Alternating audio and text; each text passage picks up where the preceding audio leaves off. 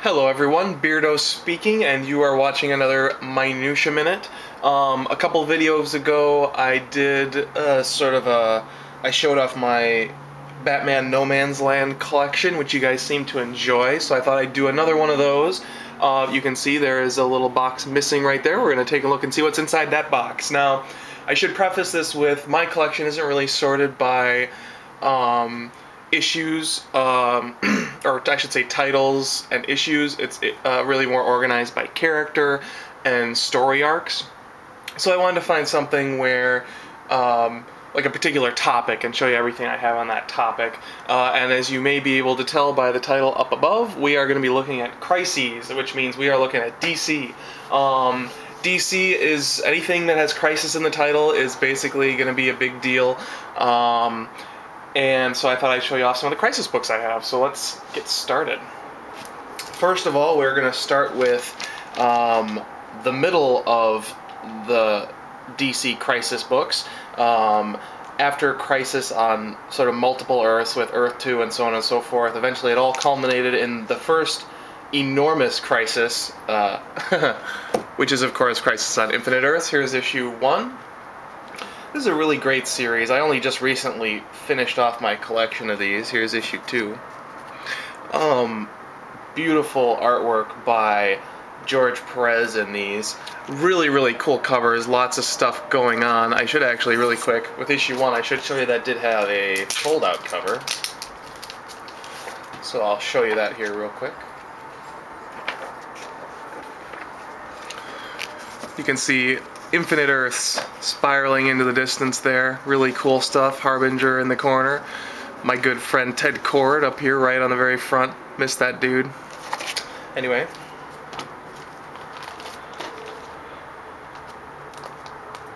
Put that up here. Okay, and then we've got issue 4. Death of the Monitor. Another great who's who of the DCU.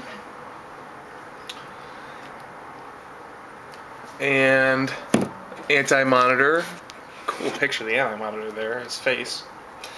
And then, of course, we get into the deaths, starting with the death of Supergirl in issue 7, which was a huge deal. Fantastic cover there. I mean, obviously, its cover's been talked about a million times. And the thing that got everybody worried, of course, was right after they killed off Supergirl, they killed off Barry Allen. Great, great issue. Probably my favorite issue of the Crisis on Infinite Earths, just because I'm a big Flash fan.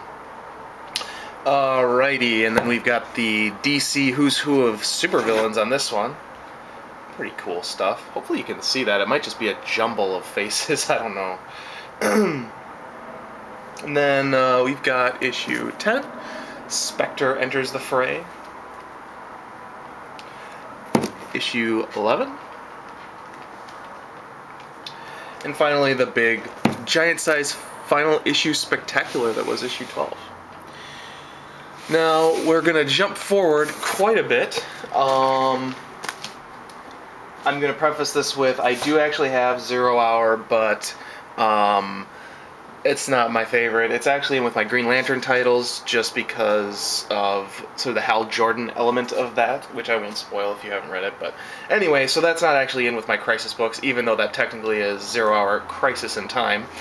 We're going to jump all the way up to 2004 with Identity Crisis, which is still a really, really solid book. I was kind of looking through these. Bags Morales is on art.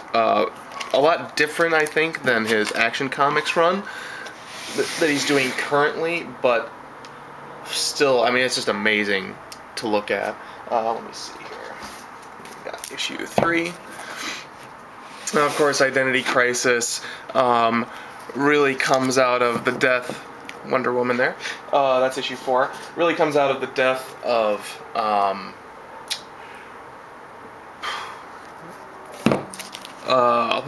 Elongated Man's wife, and things just kind of go downhill from there.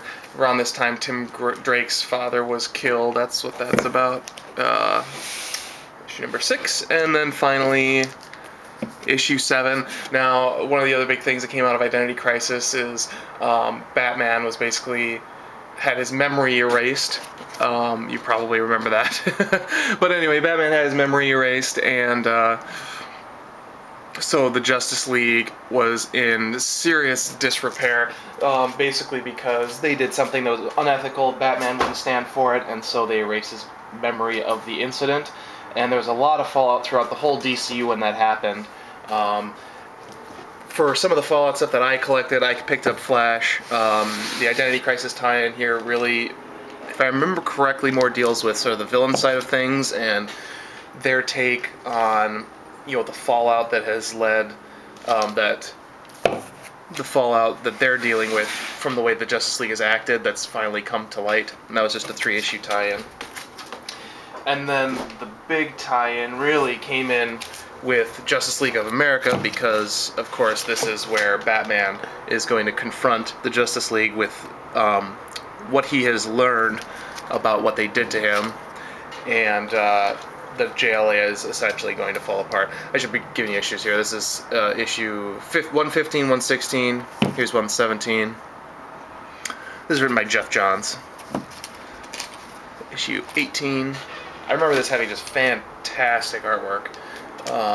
By Alan Heinberg inside, issue 19. Alright, and then, as you can see, Justice League No More. Justice League actually did run for about 6 more issues with just further fallout. I won't show you those here, but there was a little bit more that went into that, but that was really the end there with issue 119. And then we go right into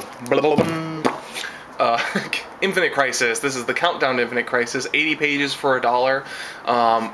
Really good deal, really great story. This is, of course, the death of Ted Kord, my favorite Blue Beetle there. And after Infinite Crisis wrapped up, they had a whole slew of mini-series that they introduced, and I'll go through them bit by bit, and each mini-series basically led into Final Crisis, or I'm sorry, Infinite Crisis. Probably the most popular one was the OMAC project. This is basically a very different OMAC than the one they've introduced with the New 52. Brother Eye is actually something that Batman has created. That first issue, by the way, was like a 3rd printing, I think. Something that Batman has created to sort of, you know, keep things under control. Obviously, he's had his trust broken, and he's not interested in messing with trusting people for a while. Here's issue number 3. I didn't buy that, whatever that clearance sticker was. I got that when it was new. Just what was on the bag that I stuffed it in. And then now, OMAC problem was, the OMAC project was kind of a tricky one because it was a mini-series that also had a crossover between issues 3 and issues 4, so if you didn't read the crossover, you would have had no idea what was going on in this book. And the crossover was Sacrifice. It basically crossed over into the Superman titles, and it's basically Superman on this rampage. Here he is against Brainiac and Darkseid, and he's just like freaking out, doing all kinds of whatever. And I don't remember honestly what went into these first couple of issues in Sacrifice. It was just kind of a free-for-all, if I remember right. But then the big reveal is that Max Lord, the person who killed Blue Beetle in Countdown to Infinite Crisis, is controlling Superman. And then in Sacrifice, the conclusion with Wonder Woman snaps Max Lord's neck because he's taking control of Superman, and there's no other way to stop him. Which, of course, has a huge amount of fallout, which was followed up with in Adventures of Superman. 643 there. Alright, then it continues with the OMAC project crossover, and then so if you didn't read between issues 3 and 4 there, all of a sudden there's all this fallout from what Wonder Woman did, and you have no idea what's going on. So there's issue 4. Here's 5, and basically at the end of this, the OMACs become sentient, and as it says, pawns no more, animus autonomous. Really cool covers for the OMAC books. I really liked the artwork on those. Those are cool. Alright. That was the first lead-in title that came up. The next one, and these were all going on simultaneously, we had Day of Vengeance. This was written by Bill Willingham, and basically it's sort of the magic side of DC and what was going on there. The big problem going on is that the Spectre was trying to end all magic, and the way he was going to do that was he was going to destroy the power of Shazam by killing the Wizard and Billy Batson and so on and so forth. As it says there, the Spectre decrees all magic must die. And the Rock of Eternity, here's issue 4, shows up over Gotham City and blows up, basically. I don't remember if that actually happened in Day of Vengeance or if that came out of Day of Vengeance. Day of Vengeance basically turned into Shadow Pact after the Infinite Crisis series was over. And finally, issue 6. And it basically followed these guys here. It was supposed to be pretty decent. I don't think it lasted that long, but I didn't read it, so I guess I can't really throw stones for that having not continued. Billy Willingham, he's always pretty good. The other big series, one of the other big series that came out of Infinite Crisis was The Secret Six, which basically kicked off with Villains United, Gail Simone. That was a pretty popular series. As you can see, this is a second printing sketch variant. And then issue 2 there. And I don't remember exactly how Villains United ties into Infinite Crisis specifically, issue 3, other than that it's sort of the unification of the villains of the DCU under Lex Luthor, but I don't remember how the Secret Six plays into that. It's been too long since I read it. Here's issue 4, then we got issue 5, and issue 6, Lex Luthor on the cover there. Alright. And finally, the last lead-in was sort of what was going on the galactic scale of the DCU, which kicked off with the Rann-Thanagar War. This was probably, I think, probably the least popular of the DC lead-in titles because it came out of another thing that had happened earlier in the DCU that was kind of off the radar, so nobody had any idea what was going on. But basically, Adam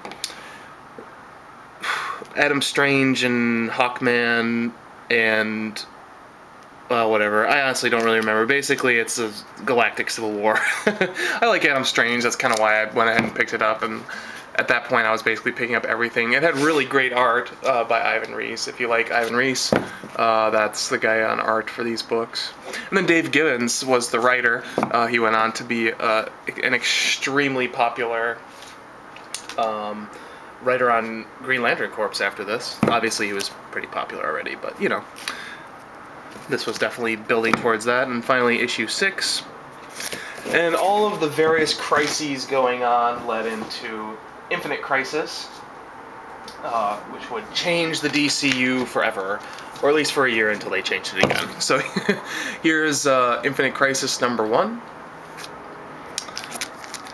Infinite Crisis number 1 again. That's the George Perez cover. I actually preferred the George Perez covers a lot over the Jim Lee covers, but unfortunately I just kind of got a mix of covers here. So issue 2 is the Jim Lee version. Power Girl's coming back. And we've got, for issue 3, we've got the George Perez cover. You can see the fallout with the Omax going on. And then we get to issue 4, George Perez again. 5, George Perez, yet again. And then, of course, the infamous Superboy Prime that was responsible for everything. This is Jim Lee's cover. And then, finally, the big blowout at the end. And that concludes Infinite Crisis. I also did pick up, I don't think I bought this at the time. I think I got it like a dollar bin way later, but I did pick up Infinite Crisis. Secret Files and Origins, 2006. And then finally basically wrapping up, in my opinion, is a really good bookend for it, is you have another 80 pages for $1, Brave New World, introducing all these new series that were coming in. You had the OMAC ongoing run. I think I checked that out, but I don't have it anymore. Also, the all-new Atom, that was kind of interesting, kind of fun. I think that was written by Gail Simone. I don't remember how Captain Marvel, what series he ended up in. Anyway, there were like 6 or 7 new titles. This is also the time that the DCU jumped ahead a year, and so basically all the superheroes were gone for a year, like the big three were gone for a year, and that led into 52, which we will get to in just a few minutes here. Anyway, there was a little bit more aftermath. Basically, after the series, after all those mini-series wrapped up, they did have some specials to kind of follow up with where everyone was at, and sort of to promote the new titles that were actually spinning off. So OMAC followed the OMAC Project, Shadow Pact followed Day of Vengeance. Not sure if anything really followed Ran Thanagar War, and then Secret Six out of Villains United. Alright. And then also just a couple other, there was a whole bunch of Infinite Crisis Aftermath stuff. I picked up a couple. The Battle for Bloodhaven was one of them. This was a 6-issue series. I like the covers on these. And basically it's the fallout of the destruction of the Battle for Bloodhaven. As a Batman fan, that's somewhat relevant, so I checked that out. It was pretty good, actually, if I remember right, but I just remember liking it. I don't really remember what all happens in it.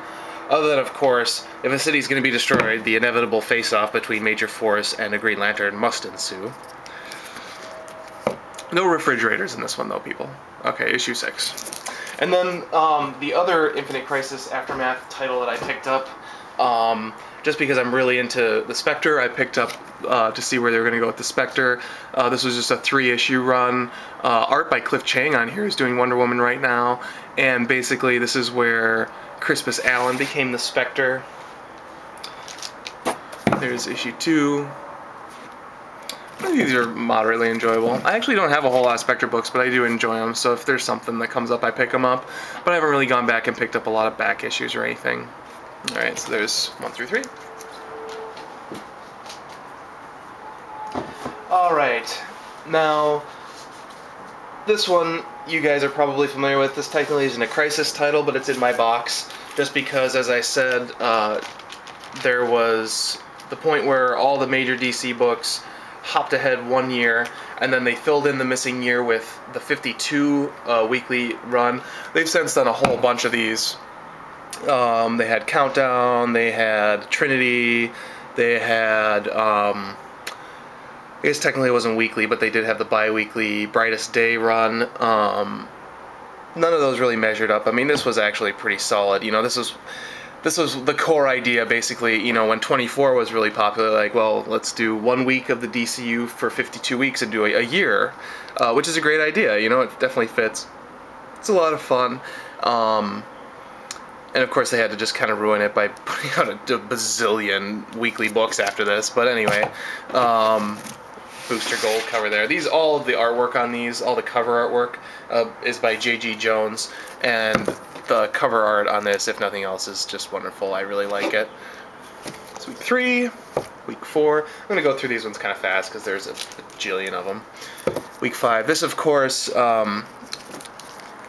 most prominently relevant, week 6, to our current DCU fan base. 52 is the introduction of Batwoman. Week 8. And of course, this also introduced the idea that there were 52 different DC universes. Week 10. And as a result, that's why there were 52 books when they relaunched the new 52. Little nod to the 52 weekly book there. Okay, here's Batwoman Begins. So you get your first glimpse at her. Originally, from what I understand, the design for Batwoman was actually going to be a design for Batgirl. But just because of the way things went, it ended up being Batwoman. And this was a design they had been sitting on for a while, which, I mean, that's a really cool design. I think the Batwoman costume is really cool. One of the things that they did with this series, here's week 15 also, that I remember is, in this run, they had, like, Lex Luthor gave out a whole bunch of superpowers, kind of like the mutant growth hormone in Daredevil, but Lex Luthor just sort of made it available for everyone. By the way, that's a great picture of Lobo. That's fun. Okay, week 18. And, And so there's a great cover coming up here with a whole bunch of people just falling out of the sky. Alright, Origin of Animal Man. So yeah, one thing too is that each of these had origins of different characters and sort of a history of the DCU as a backup story. This was actually a really good deal for $2.50 a book, and you got basically your week in the DCU, plus you got some backup history stuff. Pretty cool stuff in my opinion. What's some of the other stuff that happened in this series? So like another thing that happened was there was the inheritance of who was going to be the Question, which ended up being Renee Montoya. That came out of this series as well. There's a lot of stuff that actually happened in 52.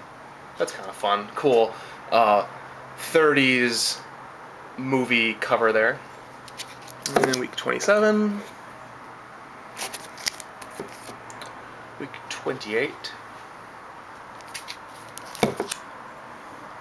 29. 30. Batman trying to throw away the cowl. That's a pretty cool cover too. Week 31. And to see some of these, I really don't remember what was going on.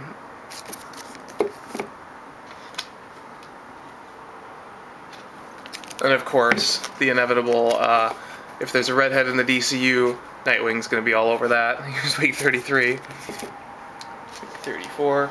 And here's where 35 is where Lex Luthor Unleashed gave a bunch of people superpowers, but didn't tell anyone it was all temporary. And then they all fell from the sky. It was really rating superheroes. It was a powerful image. Another cool Lobo cover. Gotta love Lobo. It's just over the top enough. Week 37. Week 38. Anyone who's a fan of sort of the B-listers would have enjoyed 52 because none of the A-listers were around. They were all gone for a year, and it was up to the B-listers to run things themselves at varying rates of success. One thing that happened with this series too is John Henry Irons' daughter took up started taking this superhero medication stuff, whatever it was, and it turns her into like liquid metal, and John Henry Irons is really upset about sort of the ethics of what's going on with that. Alright, week 43.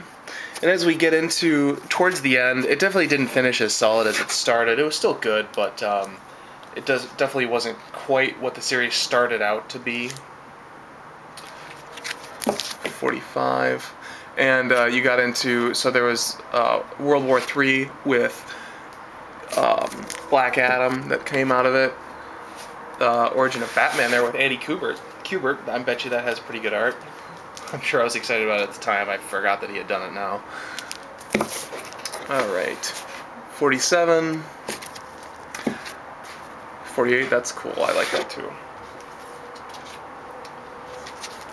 Week 49. Week 50, World War III begins. Okay, so then we got into this huge World War III, which wasn't something that I was honestly that huge of a fan of, but I did pick it up because I am a completist. And then you got into the whole overarching members of the DCU finding out that there are 52 new DC worlds. So anyway, here's book 1 of World War III, book 2, book 3, and book 4, and all these came out in a month. This was like a little mini weekly series. That was an expensive week. Alright, and then week 51, and then finally it ends here with week 52. And then of course there's a great sort of parallel between weeks 1 and week 52 with superheroes, the main A-list superheroes, you know, putting up the capes and whatever, and then here the B-listers put up the capes. So, except in memorial.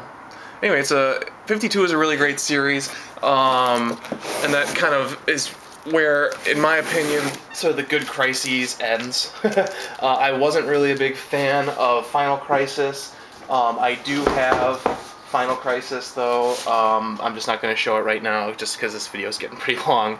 And then I did also pick up Countdown, but I didn't pick it up until way later. I got all 52 books for 51 books, whatever it was, for like $15, which is about all I was willing to pay for. I didn't really care a ton for it. I mostly just picked it up to round out the collection.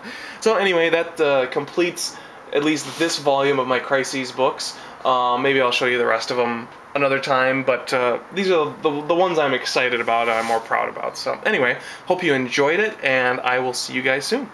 Bye.